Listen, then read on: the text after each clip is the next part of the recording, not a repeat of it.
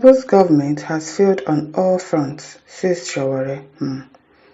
Nigerian human rights activist and former presidential candidate Omoyele Sowore has criticized the Nigerian government for what he described as his preference for secrecy and authoritarianism, while citizens and activists continue to fight openly for justice and good governance.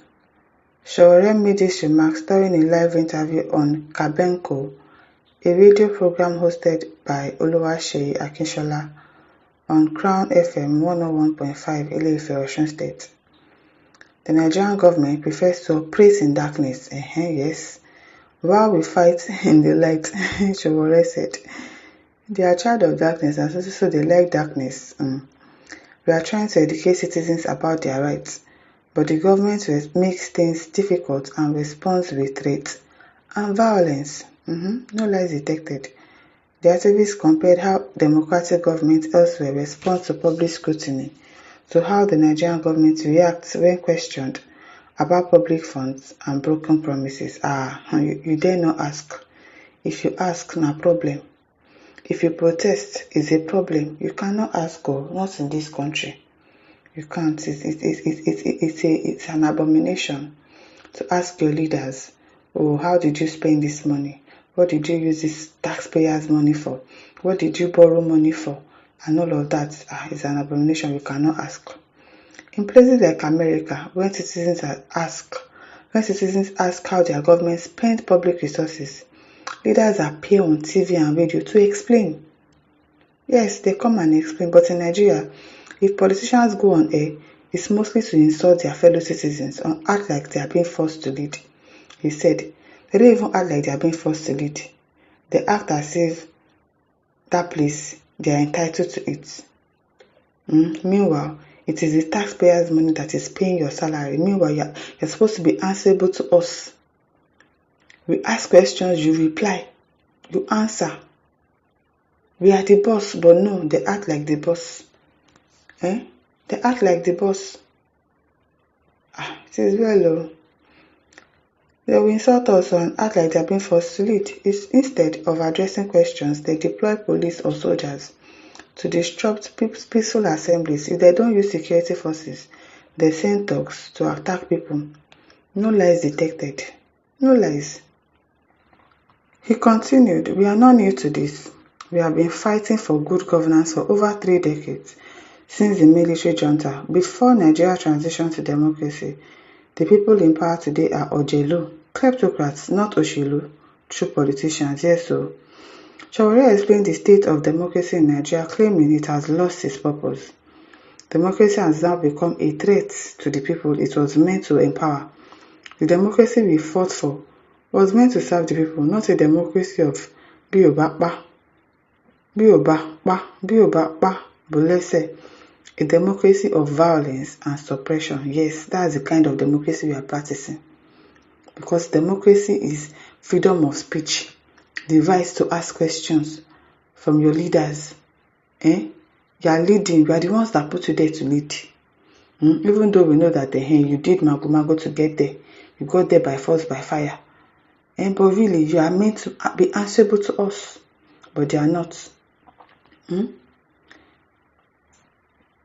When asked if democracy is better than military rule, Sowore replied, they can't be compared. We fought against military regimes because we wanted good governance, but looking at where we are now, one wonders if this democracy hasn't become a misplaced priority.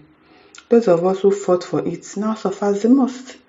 He recalls his days as a student. Even the person that is there now, he fought military.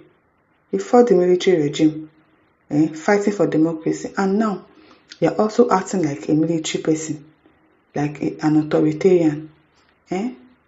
Why?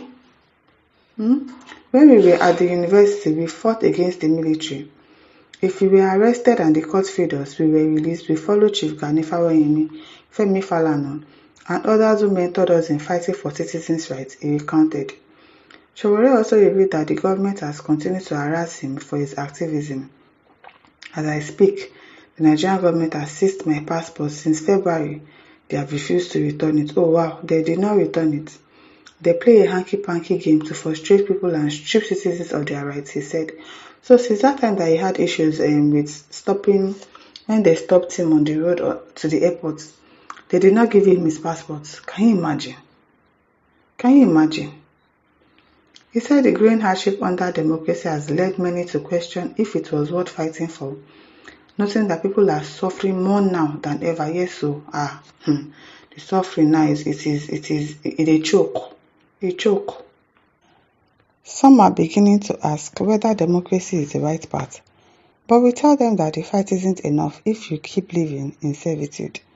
Speaking on the Not Too Young to Run law enacted in 2019 to encourage youth participation in politics, Sowore said the initiative has failed due to a lack of support. They passed the bill, but they did not provide a platform for the youth to succeed. Yes. In other parts of the world, young people don't wait. They fight for power, yeah.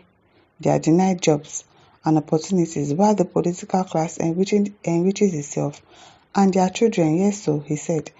What the Nigerian government is doing is arming youth with cutlasses and knives, while they use the resources to build a future for their own families. That's what they do. That's what they do, no lies. Sowore spared no words in criticizing the current administration of President Bola Ahmed Tinubu. He's just saying the truth. Saying the government has failed on all fronts. Security, yes. Infrastructure, yes. Economy, yes. Society and politics, yes. He also criticized the government student loan scheme. I'm telling you that one. People in school, they are now scamming students, claiming it will plunge students into long-term debt without solving the root problem. Yes, because they pay loan into students' accounts. The students do not know. The school withdraws the money and says, there's no loan there. And then if you don't pay money, you cannot write the exam. Meanwhile, it's already showing the student that they have loaned money and they are owing money already. Meanwhile, the school authorities did not use the money. They are siphoning it to themselves. Corruption cannot finish in this country. Corruption cannot finish. He said it's a trap. Exactly, it's a trap. Even in America, many people spend their lives repaying student loan. Yeah, while students are told to take loans, senators earn 30 million naira a month. Those who enjoy free education now tell poor students to go into debt. I'm telling you, that thing is a big trap. Unemployment is the biggest driver of insecurity. The devil is employing the youth without jobs. If there is no job, look at them doing ritualism, killing themselves, stealing money, turning to armed robbery. It's a disaster at this point. It is really a disaster.